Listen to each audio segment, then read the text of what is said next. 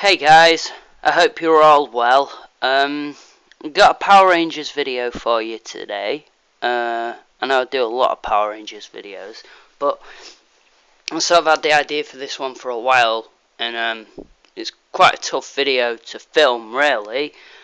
But I'm gonna do it anyway. We're doing the top 10 Power Rangers figures from the Bandai Action Hero range. So I've got the winners all here, and we're going to go through each of them one by one, from 10 to 1. Right, so kicking it off with number 10. Now we have, and these are the Bandai Action Hero line 2.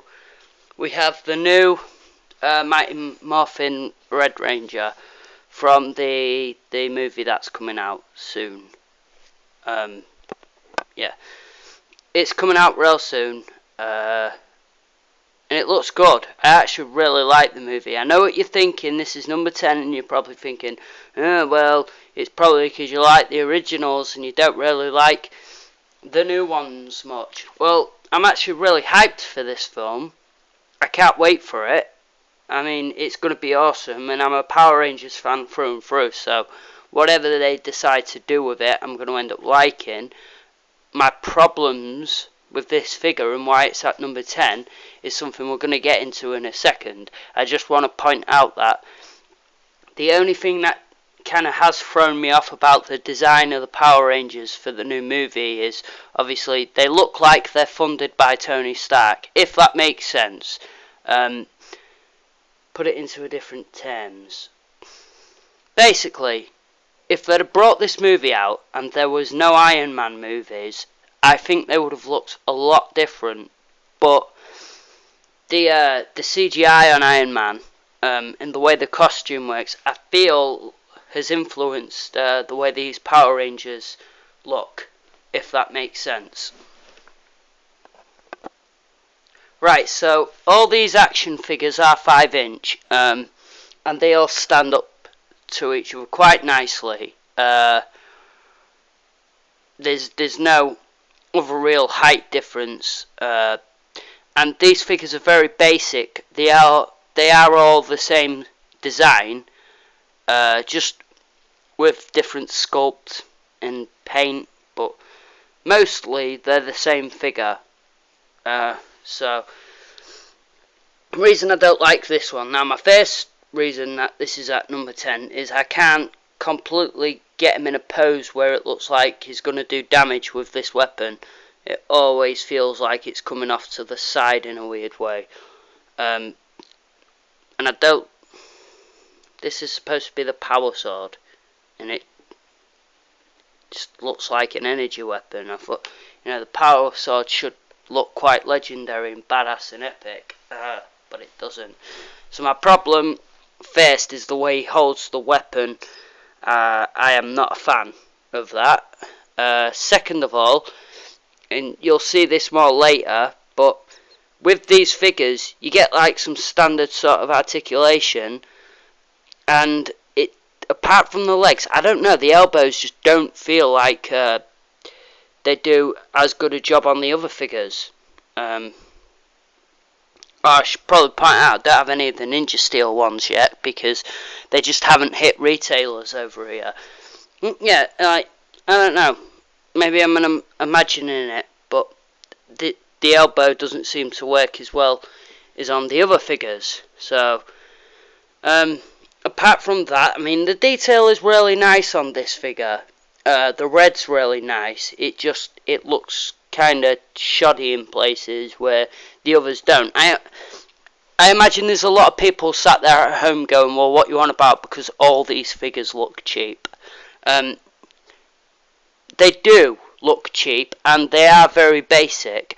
I am aware that these aren't for adult collectors, and they're more aimed at kids, but I've said it 100 times, for the price point these are, and the detail and sculpt, they're not actually quite bad, and you could have a full shelf of really cool looking Power Ranger figures as opposed to paying the Bandai America price, 20 quid for one, or the SH price, which is dramatically much more.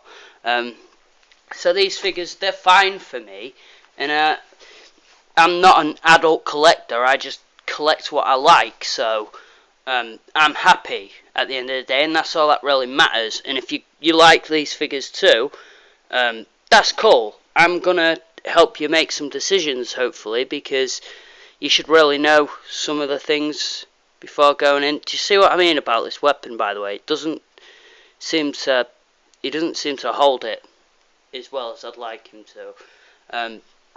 So I mean, he never looks like he's going to use it as a weapon. It just sort of looks like he's just relaxed with it, like, yeah.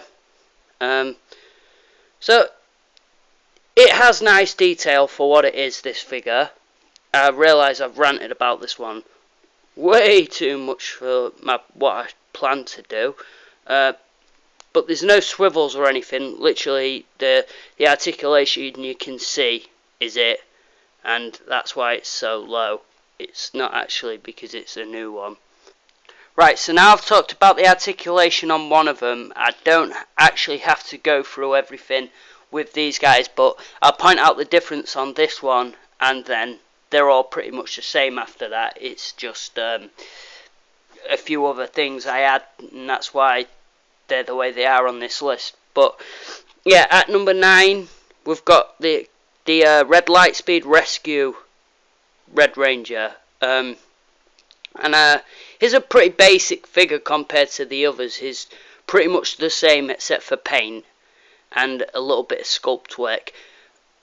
The reason this one's on the list is because I actually think the details on him are quite nice. On his belt, on his wrists. Come on, focus. He has a Lightspeed Rescue symbol on everything. This guy's fell over in the back. So that's quite nice. And also, I really like the weapon. I think it's sculpted really nice. They did a real nice job with it. Shame the gun's just like a matte red. But there's a lot of nice detail on the weapon, so that's why he's at number 9. So at number 8 we have the pink Dino Charge Ranger, and it doesn't have to be the Dino Charge Ranger, it could be any female one. Basically, when you bulk buying these figures and you're collecting the full lines, you look at so many of the male ones and it kind of looks repetitive. They get repetitive on you and they kind of become tedious because of the way they are. So it's really nice when you get the female one, because they're sculpted really nice, and it's just a nice transition next to the male ones. I really like how much detail actually went into the aesthetics on this figure for the price point. It's absolutely great, and I am very pleased. At number 7 we've got the Red Jungle Fury Ranger. Just want to quickly say that these figures, they all rotate at the wrists and at the boots as well, at the shins. And I'm thinking, yeah, that's about it. But this one over here doesn't, and that's why it was so low. All the others share the same articulation, and that's the only difference. But it's utilised so well on this figure. Is designed a bit different to the others, and it comes across really nice. Obviously, you have to match up the lines on his hands, but it's just nice that he has that full swivel, and then he's got the wrist swivel as well. I think he's the only one in the line that's like that. Other than that, I just think they do a good job on all the details and paintwork on these figures, because there's so little, I guess, paint on it. I just think this figure was done really well, and it's also, he's on the list because you can take his weapon, put it in 2 parts, or just port it onto him somehow. Just really cool how his weapons come apart and go together again. Yeah. Right, number 6, we have the Gold Samurai Ranger. Now, this one's cool, and you're going to see a theme here. It's just, you get extra accessories with this one that you don't with the others.